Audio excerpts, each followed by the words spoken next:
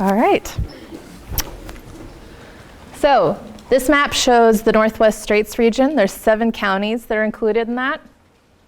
My question for everyone, should the federal government manage the marine conservation activities in the Northwest Straits region? So I'm Dana Oster. I work with the Northwest Straits Commission, and my job is to help local communities lead marine conservation projects. So I guess you guys are probably familiar with this map created here in-house. The red circle's showing the Northwest Straits area. So again, it's the Strait of Juan to Fuca, the San Juan Islands, and North Puget Sound, which extends from the Canadian border south to the end of Whidbey Island. And this marine environment and its resources are considered to be in decline. And in the 1980s and 90s, the federal government started to propose one strategy to help the declining marine resources, which was to put in a federally managed marine sanctuary in the area.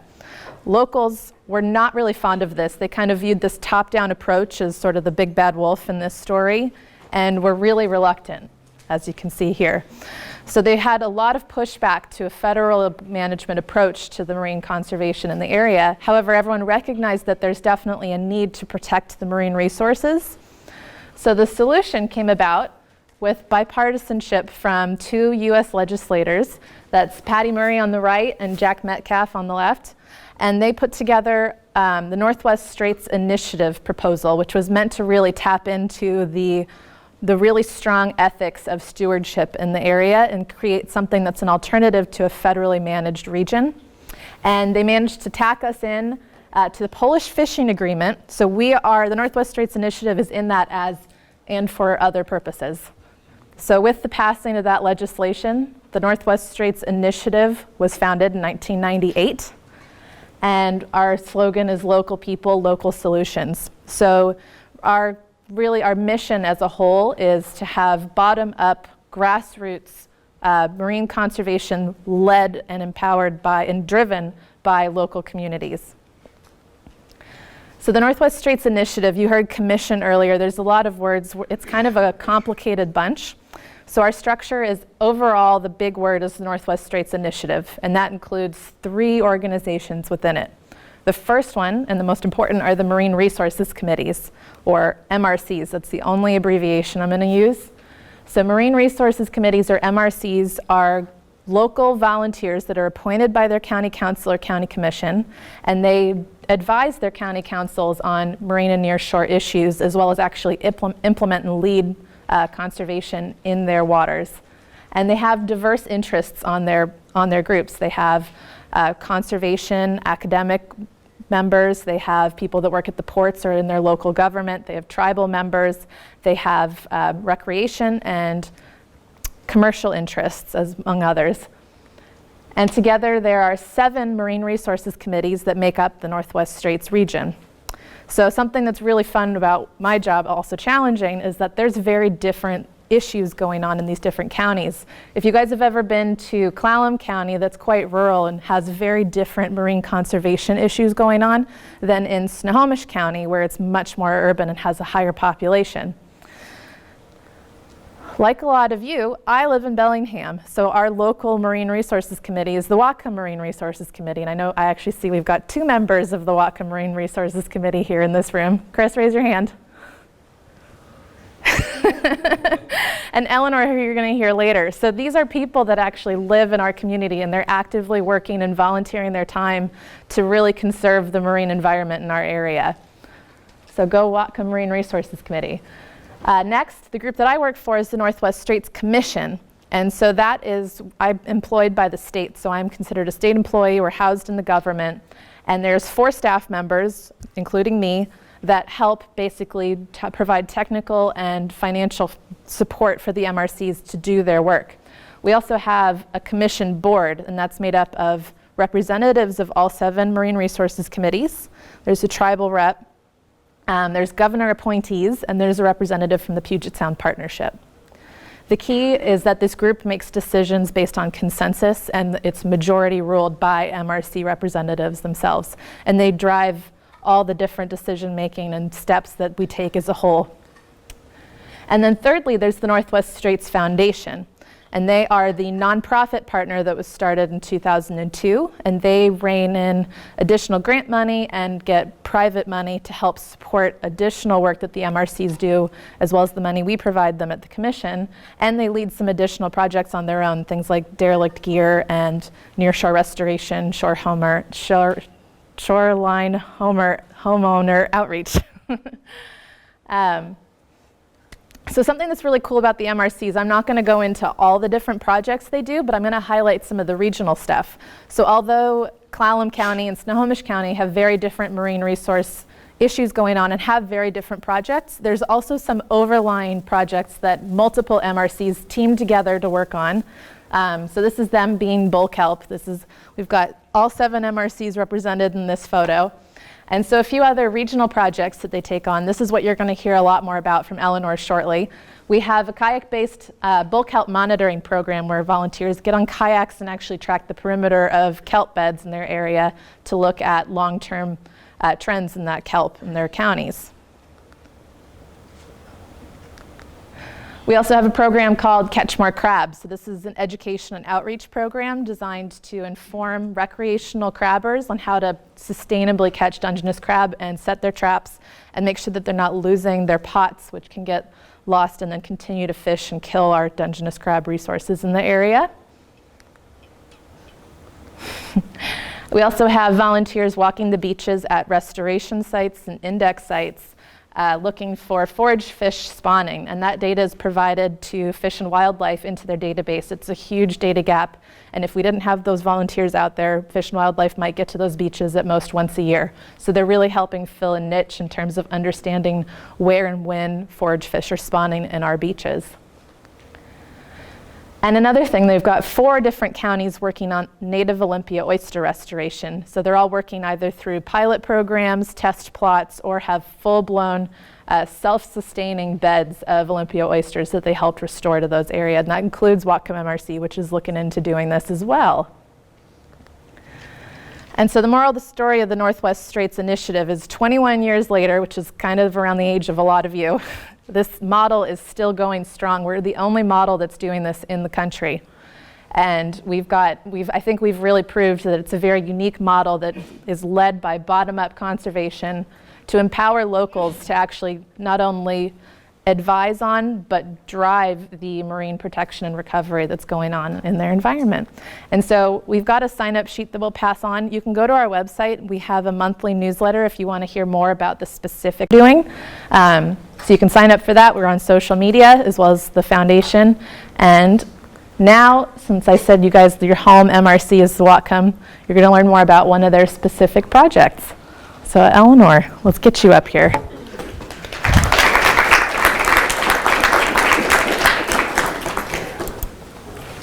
So this guy is what you want to click. Okay. Yeah. All right.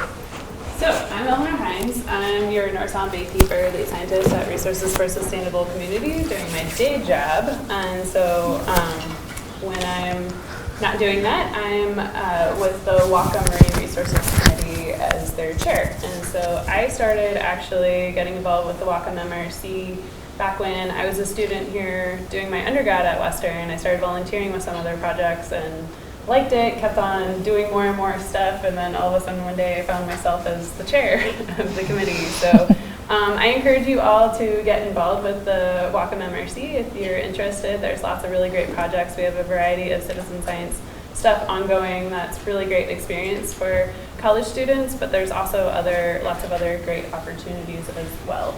And so just real quick, if you're not familiar with who the North Sound Baykeeper is or what they do, it's part of the International Waterkeeper Alliance. So we're sort of watchdogs for the local watersheds, and so we fight for fishable, swimmable, drinkable water. And we get a little bit more, in my day job I get a little bit more political, whereas the Whatcom MRC and the Northwest Straits are a little less political and more informative for our policy folks. So I'll get started. So back in 2014, the Northwest Straits came up with this, a hauling scholar, Emily Bishop, developed this protocol. And since then, we've been trying it out and improving it and seeing what we can do, how useful is it. and going on from there. So I'll talk about sort of a little bit about that process and some of the data that we've been finding. So why monitor kelp? Relatively little is actually known about it. When we first started picking up monitoring here in Whatcom County, it was a little bit challenging to figure out where are kelp beds other than talking to other folks. There's these 1912 maps that somebody went around in a rowboat, I think, and mapped out where some of the kelp beds were based on I'm trying to look at kelp for, what was it? Potash for fertilizer. Potash. So that was interesting to find. It also ties to a lot of food web ecosystem functions and services. And so if you think about how important orca are right now, there's lots of forage fish depend on it, salmon depend on it, rockfish depend on it, lots of other organisms. So kelp beds really provide these super important areas that we actually don't know too much about. And then with that, there's still lots of knowledge and data gaps, and in some places it seems like kelp beds are disappearing. So before they disappear, we want to make sure that we knew where they were, how much kelp was out there before they disappear, and maybe come up with some management or policy actions that can help better protect those kelp beds moving into the future. And the other thing too is people harvest it, which also makes it important. So we want to make sure that if people are harvesting it, it's definitely important, but also making sure that as people harvest it, that we have the right management policies in place so that we don't over-harvest it. So this whole process has been a really great collaborative process between resource agencies like the Department of Natural Resources and their scientists, working with the Puget Sound Restoration Fund, working with the Northwest Straits Initiative, working with the local MRCs to figure out, okay, so we have this knowledge gap. Now, how do we figure out how to fill that knowledge gap?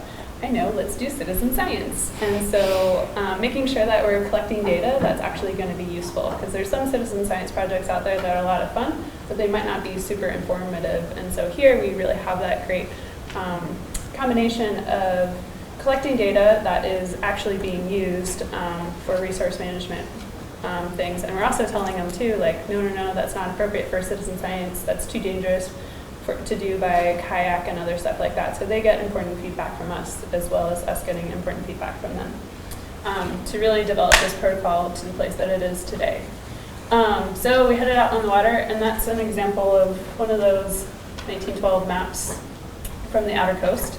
So I'm going to run through some of the local sites that we have here in Whatcom County, and then go through some of the data. So the first site that I'm going to talk about is this one right here. So that's Easton Preserve, which is out on Lummi Island. And so Easton Preserve's a site that's also tied into some of the work that the Whatcom MRC does. It was a quarry, and it eventually was abandoned by the previous owners. And so we are working on doing restoration there with the Northwest Straits Foundation. And with the Northwest Straits Foundation, the Whatcom MRC has developed a few different monitoring projects. So they're planning on restoring the area and making it into sort of a park or recreation area in the future. But first we need to restore it first before we let people and their pets trample all over the vegetation. So one of the things that we're doing out there is looking at, there's a kelp bed that's right here. And so this shoreline right here is, they're planning on, I believe, softening that shoreline. And so we've been collecting data on this kelp bed. This is only part of the kelp bed, but we've been collecting data on this kelp bed to see what it looks like before and what is it going to look like after they redo that shoreline. And so I also want to note, too, while I have this nice photo of the kelp, what we're doing while we're out there is taking GPSs and kayaks, and then we're paddling the perimeter of the bed and collecting that that polygon of data of what that bed would be. And so we come up with a measurement in acres. And then we also take a series of photos so that we can see over time if things are changing. And we also take temperature and depth measurements too. Next site is Alden Bank. And I like to think that this is a very special site compared to all the other sites. If you look at it, it's hard to tell on this map, but it's about 5 miles. When you're at Alden Bank, the closest piece of land is about 5 miles or more in any direction. So it's surrounded by really deep water, and then all of a sudden you get this bank where it's shallow enough that kelp can actually grow. Because kelp needs to photosynthesize, so you need shallow enough water for it to actually grow. And Alden Bank is shallow enough, so it grows there. And so this site's different. So we go out by kayak to most of them, but kayaking 5 miles out in rough water is a little bit dicey. So we usually take a boat out there and then drop a kayak off of it to go take the perimeter. And it's pretty rough out there. So we've actually been exploring some alternative ways to collect the data out there, maybe by motorboat and taking the GPS perimeter by boat instead of by kayak, because we want to make sure that our citizen science volunteers are nice and safe and not in danger. Although I've done it a number of times and I've come back every single time, but there have been some moments. So then we also have 2 sites at the Cherry Point Aquatic Reserve. Point Whitehorn Point we did 1 year and we haven't been able to get back since then. But this site right here is at Gulf Road. How many of you guys know where Gulf Road is? Not very many. All right, so Gulf Road is between BP's pier and I believe Intalico's pier. And so we survey the kelp that's in between those 2 piers, because there's actually a public access point where we can drive on the road and it's pretty easy to launch our kayaks from there. Unlike Easton Preserve, you can kind of drive there if you have special permission. Some of our other sites, you can't drive your boat right up and launch your kayak from there. So this one's really nice because it's really easy to launch from. And so it's at an aquatic reserve, so DNR is especially interested in this data. And this summer, I'll talk about morphometrics a little bit later, but they want to come up and help test out some of their newer protocols on doing things like measuring the blades and weighing how much it weighs and seeing what else is out there to sort of more or less assess the health of the beds. Because this bed has changed quite a bit and we have some suspicions on why it might be changing. I want to check it out more. So the first site that we surveyed, and probably my favorite, is out on Southwest Lemmy Island. And so what we do is we end up paddling a little over 20 miles. We usually spend a whole weekend out there because it is a long paddle. We would leave from Larrabee State Park, so somewhere over here, paddle over, camp out. Next morning, get up and paddle around the south tip of Lemmy Island, and then survey these sites over here. And so this is another site where it's sort of long and skinny and goes along the shoreline, which is pretty neat site. And while we're out there, oftentimes we end up doing a little bit of a marine debris cleanup too, because why not? There are lots and lots of sites. I believe there have been over 200 tracks at over 40 sites since 2015, and there'll be probably many more this upcoming summer. We try to go out July, August, September if possible, but sometimes we can only get out one time, so we try to go back to that same site around the same time that we did the previous year so that the data is a little bit more comparable. And after we go collect the data each year, at least once a year, we have these wonderful workshops where we all get together. So there's, all these different counties that are collecting this data, so it's really great to be able to get together, not only with the other MRCs who are collecting the data, but also with the scientists and seeing how we're doing and how we can improve and sort of what the next steps are, because that's sort of the thing that we're always wondering about. All right, so we got this data, now what? So there are some things that we've learned. Which way you go around can make a difference. So the protocol, you're looking at where the kelp bulbs are, and it turns out that depending on which way you're going and the sun glare and the swell, sometimes you might get a slightly different perimeter based on which way you start going around. So we've tried to normalize that to go the same way around each time at our established beds. The tides and currents can definitely matter. So if you have a big tidal change versus a small tidal change, the current might be going faster. And so with that current, you know, Dana showed that picture of everyone pretending to be kelp doing this. So kelp floats, it's a float, or bull kelp is floating kelp. So it sort of sways with the current depending on which direction it's going. And if you go out and you're there during the change in the tide, sometimes you can see all the kelps kind of, the blades go this way, and then after a while they kind of start going the other way. And so that might change how you do your perimeter of the bed. There is some variation between kayak surveyors. I'll get into that in a little bit. There's a little difference in GPS units, potentially too. We also have been exploring the use of drones, aerial photography, and satellite imagery, and how that compares. And sort of the basic gist of it is that these are all very complementary to having folks out on the ground and actually seeing that what we think we're seeing from a satellite image is actually a kelp bed and is about the same size. And so there's pros and cons to all of them. Like when you go out with a drone and take a photo, if you have, if it's too sunny of a day, then you get too much glare and then you can't really get an accurate photo of what you're trying to see versus if you have people out there. So it's nice to have all these different methods that you can compare. We've also found that there's quite a bit of seasonal variability. There'll be a graph a little later where you can see some of that, which is why we try to go back at either the same time or get multiple site visits throughout a season. Different kelp beds behave differently. It's interesting talking to other MRCs where the protocol calls to go out at a +1 tide or so, +1 foot tide. And at some sites, at like, you know, a +6, you can still see the kelp bulbs. At our beds, you don't see, you can see that there's kelp down below, but you can't see the actual bulbs. So it's really interesting that not all of them are really the same. And the other thing that DNR has been really exploring is the impacts of temperature on the growth of kelp. And so that's something that I think might really come in handy as we're collecting data on the size of the kelp beds and measuring the temperature too at the same time, and how that might play a role in some of the management plans coming forward. So here's an example of Kayaker 1, Lincoln, who took on one day, I guess this was, I think this was in 2016, he took the perimeter of the kelp bed, and these were his results.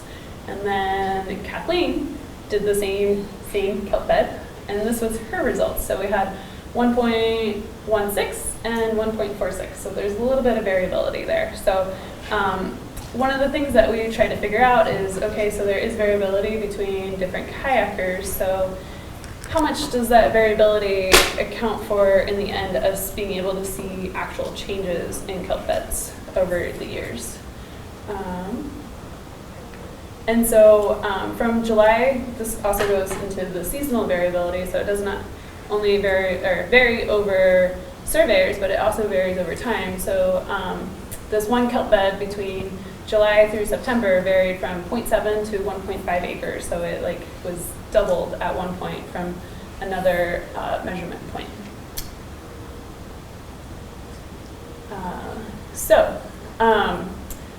Not all of the sites have been measured every single year, but I'm going to take a little bit of a dive into the data. And this data was put together by Suzanne Scholl, who works at Padilla Bay, and she's with the, is she just with Padilla Bay?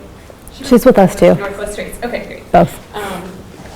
So she's our GIS person. So she is the person that we send all our GPS data to at the end of our season, and she can manipulate the data and come up with certain stuff so that we can actually see what does it all mean. And you can also check it out on something called Sound IQ. So you can go online and look at where the data has been collected and some other interesting stuff. You can check out what some of the other MRCs have been up to too on Sound IQ. It's a really awesome, I think it's an ArcGIS mapping online tool. So when we're looking at how do these beds change over time, and this is us still exploring different ways, and so we had to start somewhere. So this is what we think is a good way, and we'll keep on assessing to see if this is the best way to do it, and maybe there's something that we find in the future that's better. But for now, what we did was take any kelp bed, and the first year that it was surveyed, just say that that's 100% to normalize it. And so first year it's 100%, and then the next year compare it to the first year that it was surveyed, and how has that changed? Is it, if it were the same, it would stay at 100%. If it grew, it's going to be larger than 100%. If it shrank, it's going to be less than 100. And so then to see, so I talked about there's all that variability, and so this is something that we're playing around with, and it seemed like a good number to start with, but right now it looks like 30% variation from that 100 is what we're looking at. So if it's between 70 and 130, we're considering it not changing. If it's above 130, we consider that a significant growth. If it's below 70, we consider that a significant decrease. So that's gonna, I hope you guys, that makes sense, because as I move on, it's gonna be important to understand what the graphs are saying. So the next thing that Suzanne did was break down all of these different sites into geographic areas that have sort of similar water bodies, because it does seem like the different areas have slightly different things going on. There's either, you know, mixing of water or temperatures and other stuff like that going on. So starting with San Juan Channel, this one, and I'm gonna sort of breeze through them a little quickly, but definitely ask questions in the end and we can always go back. For San Juan Channel, you can see up here that it's between those dashed lines, so we consider no significant change during those sampling years. Then we move on to the Strait of Juan de Fuca, and they also don't have any change. This is, or maybe slight increase there, but there's no real change there. So we're sort of considering no change is better than decreasing at this point, so that's sort of good news. North Puget Sound, they all pretty much stayed pretty similar, except for this one site, and that one's over by Shannon Point, and so that one increased up to 4 acres. I'm not exactly sure what's going on there, but that's happy news, I guess. And hopefully something didn't happen before. So we're also only measuring from whenever we started measuring, and so it's unknown what was happening with those kelp beds before. And so maybe if we're seeing an increase, it's possible that maybe there was a decrease before and we're just seeing it coming back. Deception Pass, there was one upward tick at one of the sites. Saratoga, this also saw an uptick, and again, it might be because it's recovering from the past, it's a little unknown, but it's at least increasing from what it was before. And that one that increased back here, I think this is, yeah, Palmel Point, and so this one, each of these points is, so this is from the 2016 season, and so they sampled on July 1st, August 1st, and August 31st, and so that's the bed area in acres. You can see for that year, that's the variation that they got, and then in 2017, they, I guess, got out there a little bit earlier, and they didn't really find anything, and then it ended up getting larger, but it still wasn't as large as it was at the end of August the year before. And then we see this year, it really grew. And so it also makes me wonder too, if we went back in September of that year, might we have seen an increase that we just missed? So that seasonal variability is really important to be able to get, to be able to compare between years. Then possession passage at the very bottom, so more southbound. So I think that these sites are more monitored by Puget Sound Restoration Fund and the Department of Natural Resources. And so, because there aren't any Snohomish is down there, thank you.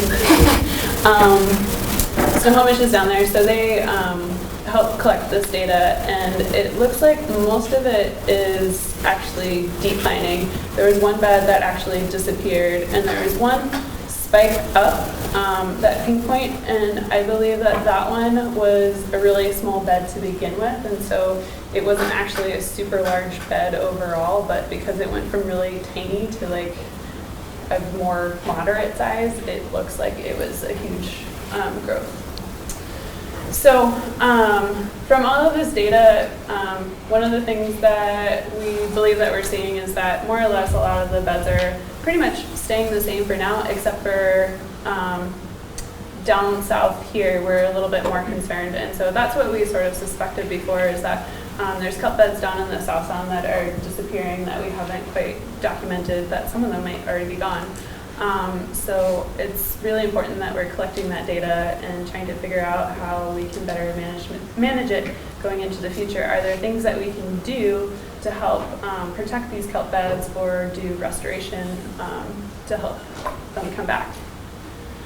I mentioned before that temperature, it seems like it's super important, and so kelp doesn't like growing in water. I think it's like 16, 17 degrees Celsius. And so looking at some of DNR's data, this slide comes from Helen Berry at DNR. You can see up here where the water's warmer, we've had sort of decreasing kelp bed sizes. Whereas these two down here that have better mixed water, that's a little colder, there's been some recovery shown.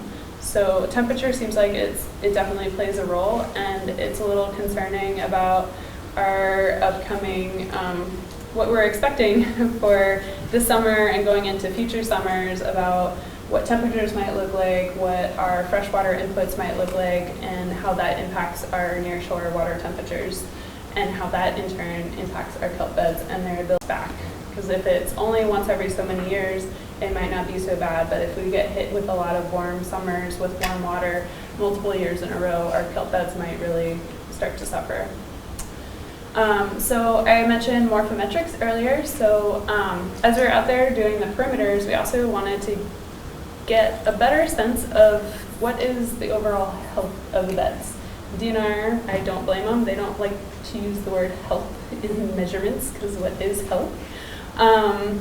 So they're looking at things like how long are the blades, are there holes in the blades, are they, I hate to use the word again, but like, do they look healthy? But they have better measurements than that. I am not a kelp expert, but I know that they were out there last summer measuring the weight of the blades, and I think they're taking the lengths and some other stuff. So we're hoping to get a few more sites this summer to see how that might be impacting kelp beds, and seeing, does that have anything to do with the kelp beds expanding, contracting, disappearing, or anything like that? And are there other signs that we can see out here by looking at the morphometrics that might indicate things that we could do to prevent those kelp beds from further decreasing?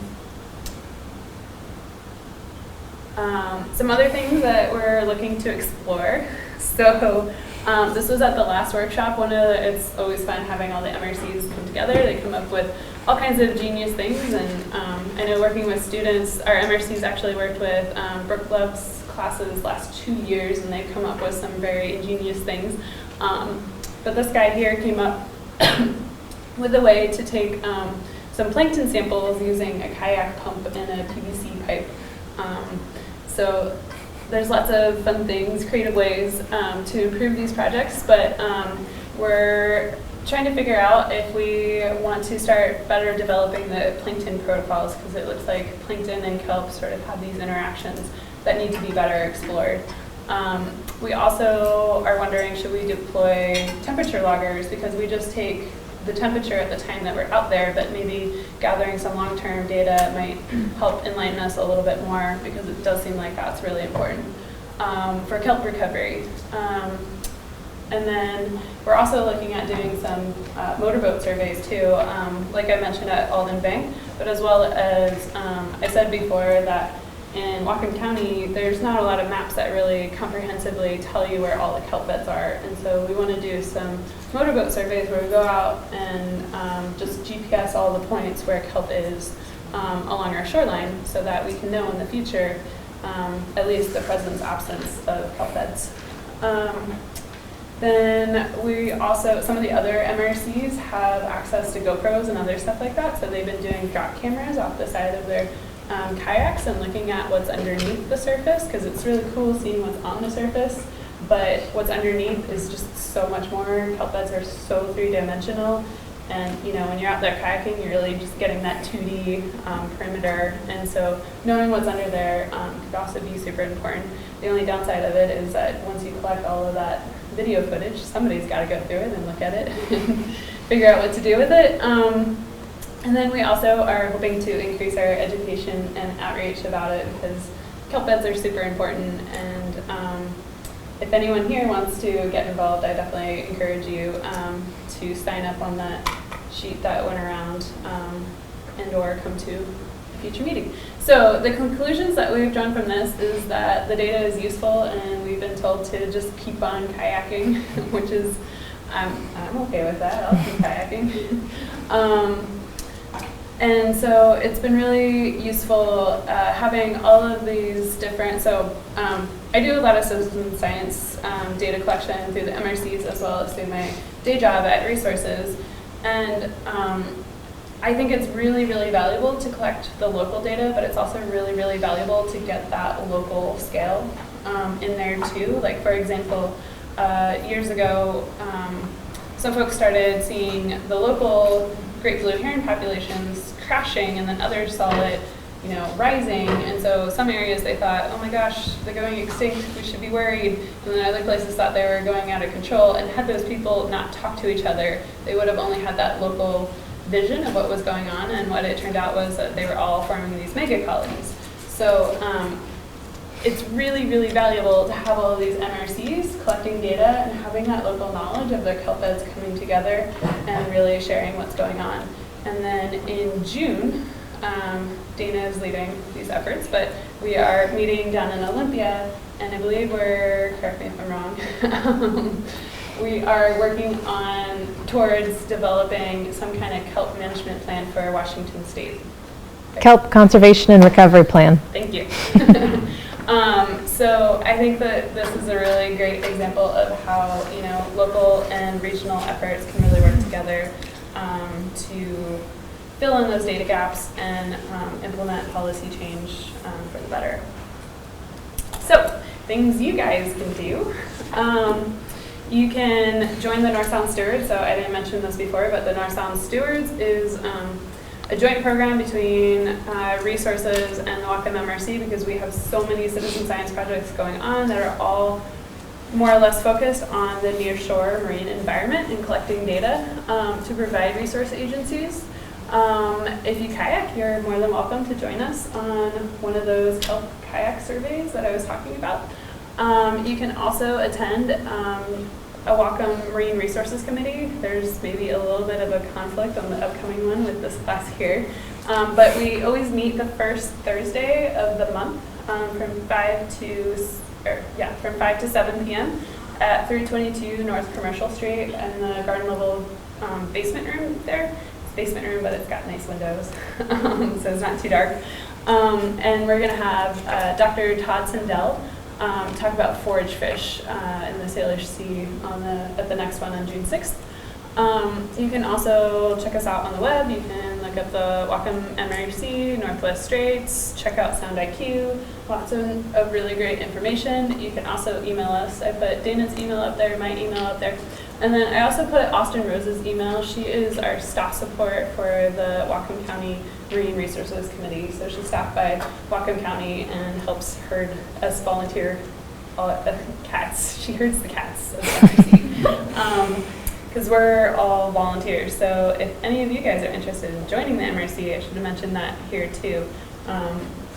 I think right now we only have the economic seat open, but we might have some others. So you don't have to join, you don't have to be a member of the MRC to participate in MRC stuff. You can show up at a meeting, you can come help out with lots of different projects. Or there's also a public comment period at the beginning of each of our meetings. So if you have seen something out there in the community that relates to marine resources that you think should be changed, you can show up at a meeting and tell the Whatcom Marine Resources Committee that you're concerned about it. Or if you just think they should know, you can show up. Or you can contact Austin Rose and get more information. Like, for example, we had somebody who was really concerned about a beach at Birch Bay that had a lot of garbage at it, and so we were able to get Department of Natural Resources and a few other entities in there to do a cleanup. So we love it when people come to us with issues that we can fix. So with that, I just want to thank Suzanne Scholl, who put together a lot of these slides and put together a lot of the data, all of the marine resource committees for collecting the data, and these other folks. And down at the bottom are some of our volunteers who have been out there helping us to collect the data. And with that, I'd like to open it up to questions, I guess.